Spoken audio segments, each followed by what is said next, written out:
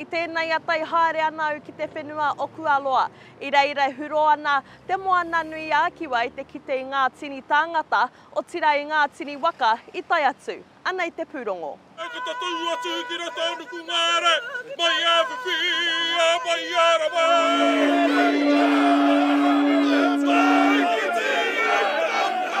Ngā waka o Te Moana Nui a Kiwa, kua u ki uta.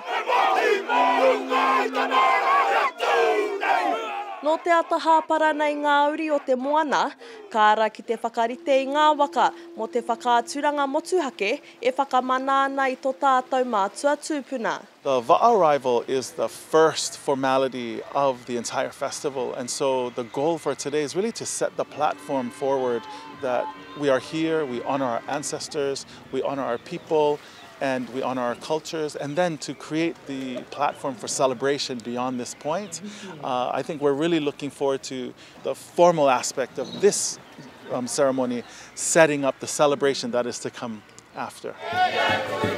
Neke atu I te toru mano ngā tangata no ngā kokona katoa o Te Moana Nui a Kiwa I whakakao ki te whakanui te kaupapa, he kanikani, he hurahura, hoki te mahi. This is the first time Hawaii is hosting the Festival of Pacific Arts. In its 52-year history, we sort of represent the culmination of the first cycle of hosts. And for the first time, it will be hosted a second time in the next cycle. Our engagement here is really the culmination of years of effort since the last festival was hosted in Guam in 2016. So we've had quite a bit ramp up to bring some 2,000 plus delegates from 25 countries here to Hawaii to share in culture, to share in artistic expression, to share in each other.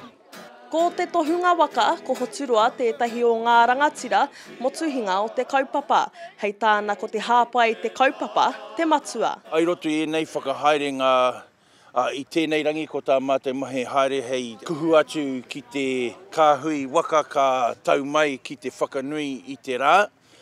Koera te mahi I tēnei rangi a muri aki I tērei ko te whakahaere I etehi momo mahi me ngā tamariki o ngā kura me ngā iwi hāpori e rā tangata katoa ka haere mai ki konei I te wiki nei. Kia ako rātau I ngā tikanga me ngā kōrero o te kāinga ka pērā no tā e tehi atu o ngā iwi ko tā mai nei me o rātou waka he wā wānanga he wā kōrero. Ahakoa he rangi whakanuia I ngā waka o tira I ngā tohunga, he rangi whakakōtahi ai I Te Moana Nui.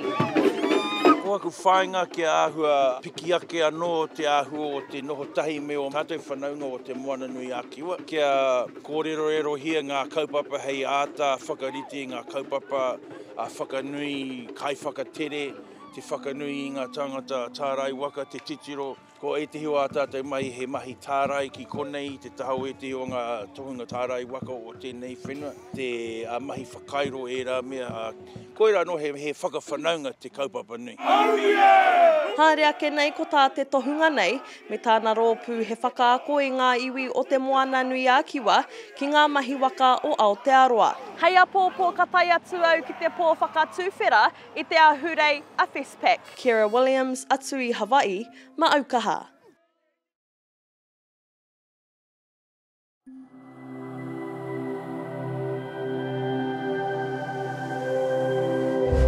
Ko te reo